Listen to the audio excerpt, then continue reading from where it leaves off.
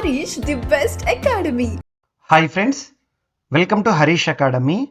ఈరోజు November 24th 2023కి సంబంధించి వార్తలు నిలిచిన జాతీయ, అంతర్జాతీయ, రాష్ట్రీయ అంశాల గురించి, వార్తలు నిలిచిన వ్యక్తులు, అవార్డులు, పుస్తకాలు, మరి క్రీడా సంబంధిత సమాచారం, ఒక్కొక్క అంశాన్ని వివరంగా తెలుసుకుందాం. సో ఫ్రెండ్స్, ఇప్పుడు మనం డిస్కస్ చేయబోయే టాపిక్ సంబంధించి అభ్యర్థులకు ఎలాంటి సందేహాలు, ఏ డౌట్స్ ఉన్నా కూడా ఈ వీడియో కింద కామెంట్ బాక్స్లో కామెంట్ రూపంలో మీ యొక్క డౌట్ని పోస్ట్ చేయండి. ఖచ్చితంగా మీ యొక్క కామెంట్కి రిప్లై ఇచ్చే ప్రయత్నం చేస్తాను. యాక్చువల్లీ బోర్డు అందుబాటులో లేని కారణంగా ఈరోజు మన కరెంట్ అఫైర్స్ సెషన్ని ఈ విధంగా మీ ముందుకు తీసుకురావడం జరిగింది. విదిన్ 2 డేస్లో మళ్ళీ బోర్డు పైన క్లాసెస్ చెప్పడం అనేది ఉంటుంది. అప్పటి వరకు ప్లీజ్ సపోర్ట్ అండ్ కోఆపరేట్. పోటీ పరీక్షలకు ప్రిపేర్ అవుతున్న ప్రతి ఒక్క అభ్యర్థి రానున్న ఏ పోటీ పరీక్షన కానివ్వండి, ఏ స్థాయి పోటీ పరీక్షన కానివ్వండి, మీ ప్రిపరేషన్లో భాగంగా కరెంట్ అఫైర్స్కి ప్రాధాన్యత ఇవ్వండి, ఫస్ట్ ప్రిఫరెన్స్ ఇవ్వండి. ఎందుకంటే ఇటీవల ముగిసిన చాలా పోటీ పరీక్షల ప్రశ్నపత్రాలను కనుక పరిశీలించినట్లయితే క్వశ్చన్స్ అనేవి చాలా డైనమిక్గా, అల్టిమేట్గా ఉంటున్నాయి. వార్తలు నిలిచిన ఏదైనా ఒక అంశాన్ని ఆ టాపిక్కి సంబంధించి కన్సర్న్ జనరల్ స్టడీస్లోని ఏదైనా ఒక టాపిక్తో లింక్ చేస్తూ క్వశ్చన్ని అల్టిమేట్గా ప్రిపేర్ చేస్తున్నారు. అంటే విషయ పరిజ్ఞానం అనేది మనకి ఎంతగా ఉంది, వర్తమాన అంశము దానికి సంబంధించిన స్టాటిక్ టాపిక్ పైన ఎంతవరకు లింకింగ్ నాలెడ్జ్ అనేది ఉందో మనకు విజయావకాశాలు నిర్ణయిస్తుంది. గుర్తుంచుకోండి. సో అదేవిధంగా మీకు నేను క్లాస్ అనేవి అందిస్తున్నాను. ఖచ్చితంగా నేను ఏదైతే ఏ ఫార్మాట్లో చెప్తానో, ఏ సబ్జెక్ట్కి ఎలా లింక్ చేస్తానో అదేవిధంగా ప్రిపేర్ అవ్వండి.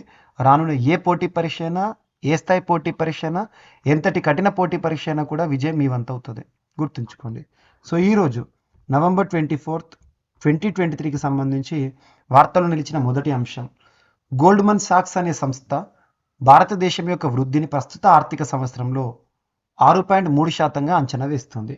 6.3%గా అంచనా వేస్తుంది. ఇక్కడ కనుక మనం అబ్జర్వ్ చేస్తే వృద్ధి అంచనాలు అనే టాపిక్ని రెగ్యులర్గా మనం చూస్తున్నాం. ఇటీవల కాలంలో రెగ్యులర్గా రిపీటెడ్గా వార్తలు నిలిచే అంశాలు ఏవైతే ఉంటాయో వాటిని మీరు కంపైల్ చేసుకోండి.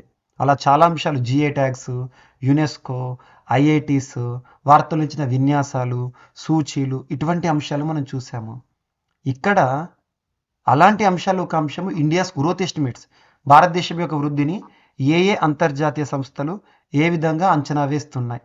అందులో భాగంగా జీడిపి, ఒక దేశం యొక్క వృద్ధి రేట్ని ఆ దేశ జీడిపిలో చూస్తాము. గ్రాస్ డొమెస్టిక్ ప్రోడక్ట్ అంటే అర్థం ఏంటిది? It is the final value of all the goods and services that are produced within the boundaries of the particular country. ఒక ఆర్థిక సంవత్సర కాలంలో ఒక దేశం యొక్క సరిహద్దు లోపల ఉత్పత్తి అవుతున్న అంతిమ వస్తు సేవల విలువనే ఆ దేశ జీడిపి అంటాం. పర్సెంటేజ్లో చూస్తాము. గత ఆర్థిక సంవత్సరంతో ఈ ఆర్థిక సంవత్సరాన్ని కంపేర్ చేస్తాం. అలా గోల్డ్మన్ సాక్స్ అనే సంస్థ 2024లో భారతదేశం యొక్క ఆర్థిక వృద్ధి 6.3%గా ఉంటుందని చెప్తూ అంచనా వేశారు. ఇటీవల ఇలాంటివి మనం లాస్ట్ 1 వీక్లో చూస్తే S&P గ్లోబల్ అనే సంస్థ 6.1 నుండి 7% ఉంటుందని చెప్పారు. అండ్ నెక్స్ట్ వచ్చేసి ఇటీవల కాలంలో ఫిచ్ రేటింగ్స్ వారు 6.2% ఉంటుందని చెప్పారు. అండ్ మూడీస్, మోర్గన్ స్టాన్లీ ఇవన్నీ రీసెంట్గా వార్తలకు వచ్చినాయి. మీకు నేను జీవీకే స్టడీ సర్కిల్ యాప్లో CA 360 కోర్సులో స్పెషల్ వీడియోస్లో ఇండియాస్ గ్రోత్ ఎస్టిమేట్స్ అని చెప్పేసి ఒక టాపిక్ చెప్పాను, ఒకసారి చూడండి. ఓకేనా? అండ్ వాణిజ్య శాటిలైట్ బ్రాడ్బ్యాండ్ సేవలకు వన్వెబ్కు అనుమతులు ఇచ్చింది ఇన్స్పేస్. ఇన్స్పేస్ అంటే ఫుల్ ఫామ్ ఏంటి? Indian National Space Promotion and Authorization Centre. ప్రస్తుతం భారత అంతరిక్ష రంగంలో ఇస్రో సాధిస్తున్న ఘనతలు అద్భుతం. అలా ఇస్రోకి సహకారం అందిస్తూ ఇస్రోకు తోడ్పాటును అందించడంలో భాగంగా ఎవరైతే అంతరిక్ష సంస్థలు స్టార్టప్లుగా ఏర్పడతాయో వాళ్లకు ఇన్స్పేస్ అనేది ఎంకరేజ్ చేయడానికి 2020 సంవత్సరంలో భారత ప్రభుత్వం వార్తల్లోకి వచ్చింది. అలా ప్రైవేట్ స్టార్టప్లను ఎంకరేజ్ చేస్తుంది. అలా ఇన్స్పేస్ నుంచి ఆమోదం పొందిన తొలి ప్రైవేట్ కంపెనీగా వార్తల్లోకి వచ్చింది వన్వెబ్. గుర్తుంచుకోండి, తొలి ప్రైవేట్ కంపెనీగా. దేశంలో వాణిజ్య బ్రాడ్బ్యాండ్ సేవలకు భారత అంతరిక్ష నియంత్రణ సంస్థ ఇన్స్పేస్ నుంచి అవసరమైన అనుమతులను భారతీయ గ్రూప్నకు చెందిన వన్వెబ్ ఇండియా పొందింది. ఆ అనుమతులు పొందిన తొలి ప్రైవేట్ కంపెనీ తనదేనని ఫ్రాన్స్కు చెందిన యాటెల్శాట్ గ్రూప్తో భాగస్వామ్యం అనంతరం యాటెల్శాట్ వన్వెబ్గా మారిన సంస్థ పేర్కొంది. కమ్యూనికేషన్ సేవలు అందించడానికి యాటెల్శాట్ వన్ వెబ్కు అనుమతులు ఇచ్చినట్టు Indian National Space Promotion and Authorization Centre వారు వెల్లడించారు. 5 ఏళ్ల పాటు ఈ అనుమతులు అమల్లో ఉంటాయంట. టెలికాం విభాగం నుంచి స్పెక్ట్రమ్ కేటాయింపులకు లోబడి ఈ కాల వ్యవధి ఉంటుంది. మన దేశంలో అందరికీ ఇంటర్నెట్ సేవలను అందుబాటులోకి తీసుకురావాలన్న లక్ష్యాన్ని నెరవేర్చడంలో ఇది కీలక అడుగు అని భారతీ గ్రూప్ చైర్మన్ గారు సునీల్ భారతి మిట్టల్ గారు తెలిపారు. గుర్తుంచుకోండి. 2+2 మీటింగ్ అమెరికా భారత్ విదేశాంగ శాఖ రక్షణ శాఖ ఇరు దేశాలకు సంబంధించి సహకారంలో భాగంగా సదస్సు. సమగ్ర ఆర్థిక సహకార ఒప్పందం కాంప్రహెన్సివ్ ఎకనామిక్ కోఆపరేషన్ అగ్రిమెంట్ ఇటీవల వార్తల్లోకి వచ్చింది. ఆర్థిక మరియు భద్రతా వ్యవహారాల్లో మరింత సహకారం కోసం భారత్ ఆస్ట్రేలియా నిర్ణయం తీసుకున్నాయంట. సమగ్ర ఆర్థిక సహకార ఒప్పందం దిశగా ఆస్ట్రేలియాతో చర్చలు పురోగతిలో ఉన్నాయని విదేశీ వ్యవహారాల మంత్రి సుబ్రహ్మణ్యం జయశంకర్ గారు తెలిపారు. మన విద్యార్థులు వృత్తి నిపుణులకు ఆస్ట్రేలియాలో ఉపాధి అవకాశాలు మెరుగుపరచడం పైన సంప్రదింపులు కొనసాగుతున్నాయని వెల్లడించారు. ఢిల్లీలో భారత్ ఆస్ట్రేలియాల విదేశీ వ్యవహారాలు రక్షణ శాఖల మంత్రుల భేటీ అనంతరం జయశంకర్ గారు విలేకరులతో మాట్లాడారు. ఇరు దేశాల భద్రత ఆర్థిక వ్యవహారాల్లో మరింతగా సహకరించుకోవాలని నిర్ణయించుకున్నాయని చెప్పారు. క్వాడ్ సభ్యులుగా ప్రజాస్వామ్య దేశాలుగా భారత్ ఆస్ట్రేలియాలు ఇండో పసిఫిక్ ప్రాంతంలో స్వేచ్ఛాయుత పరిస్థితులతో పాటు సుస్థిర భద్రత ఉండాలని కోరుకుంటున్నారు. గుర్తుంచుకోండి. అండ్ సముద్ర మార్గంలో పండ్లు కూరగాయల ఎగుమతుల విషయంలో నిబంధనల రూపకల్పనలో ప్రభుత్వం ఉందని చెప్పేసి ఇటీవల ఒక ఉన్నతాధికారి వెల్లడించారు.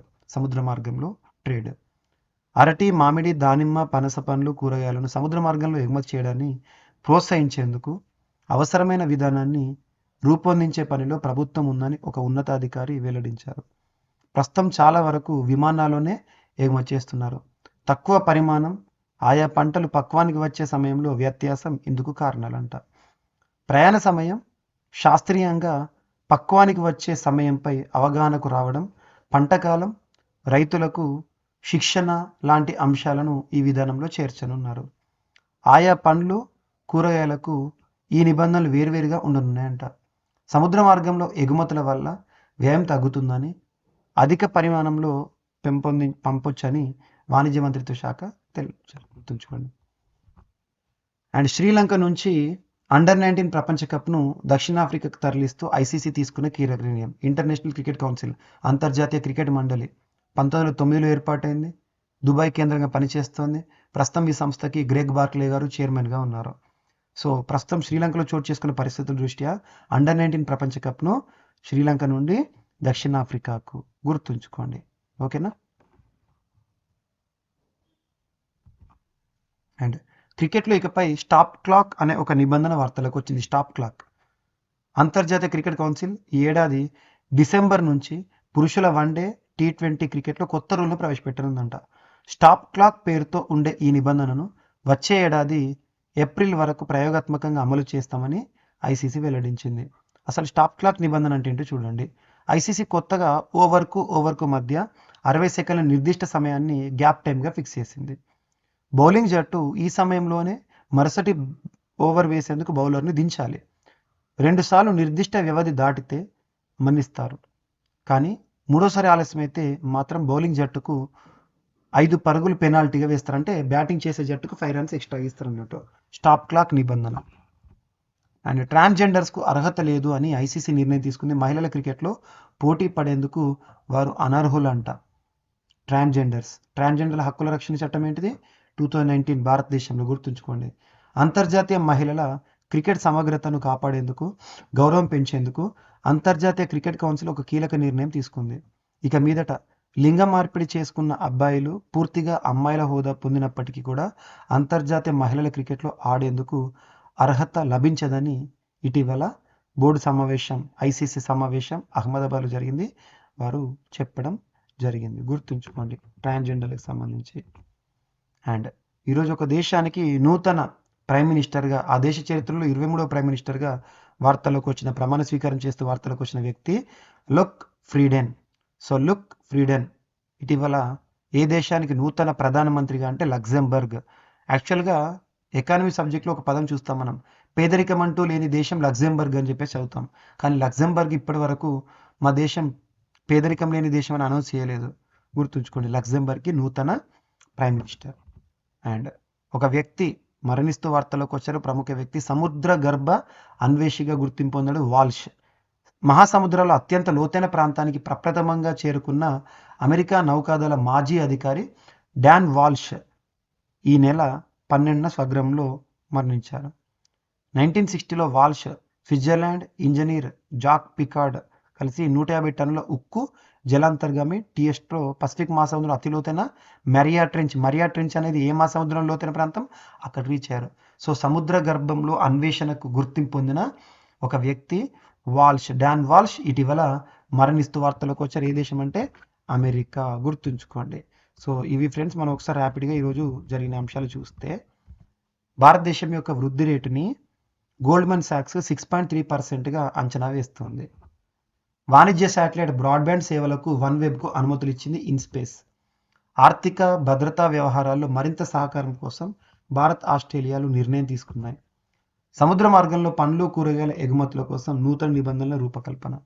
ఐసీసీ శ్రీలంక నుంచి అండర్-19 ప్రపంచ కప్ తరలింపుకు సంబంధించి తీసుకున్న నిర్ణయం. క్రికెట్లో ఇకపై స్టాప్ క్లాక్ అనే నిబంధన. ట్రాన్స్జెండర్స్కు అర్హత లేదు క్రికెట్లో అని చెప్పేసి ఐసీసీ తీసుకున్న కీలక నిర్ణయం. లగ్జెంబర్గ్ 23వ ప్రధానిగా ల్యూక్ ఫ్రీడెన్ వార్తల్లోకి వచ్చారు. సముద్ర గర్భ అన్వేషిగా గుర్తింపు పొందిన అమెరికన్ డాన్ వాల్ష్ ఇటీవల మరణిస్తూ వార్తల్లోకి వచ్చారు. ఇవి ఫ్రెండ్స్ ఈరోజు వార్తలు నిలిచిన అంశాలు. మిస్లేనియస్ అంశాలు అని మిగిలిపోతే రేపటి క్లాస్లో జోడించి మరొకసారి నేర్చుకుందాం. రేపు కలుద్దాం. Thank you.